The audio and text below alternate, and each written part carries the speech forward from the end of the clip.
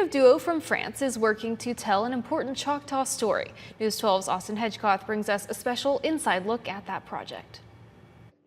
Before the famous Navajo Code Talkers in World War II, there were the Choctaw Code Talkers in World War I. In France or even in the US, people didn't know there were code talkers from World War I and that the Choctaws were involved. I think it's doing them justice to establish that fact. Joseph Oklahombi served as one of those code talkers. He returned as the most decorated World War I soldier in all of Oklahoma.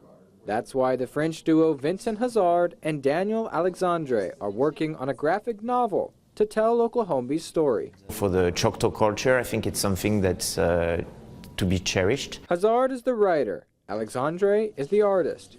Together, they received a grant from the French government to create the book.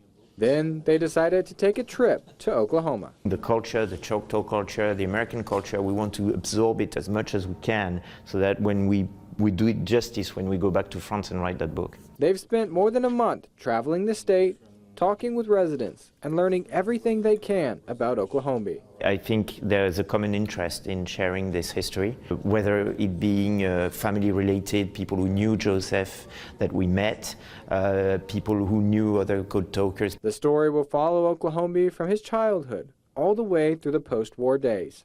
It will be published in French first, and Hazard is confident there will be an English translation after that. The Choctaw Nation, the people have been very, very helpful all the way, and I just hope that people enjoy the book when it comes out. In Durant, Austin Hedgecoth, News 12. Well, I sure hope that comes out in English soon. Sounds pretty interesting.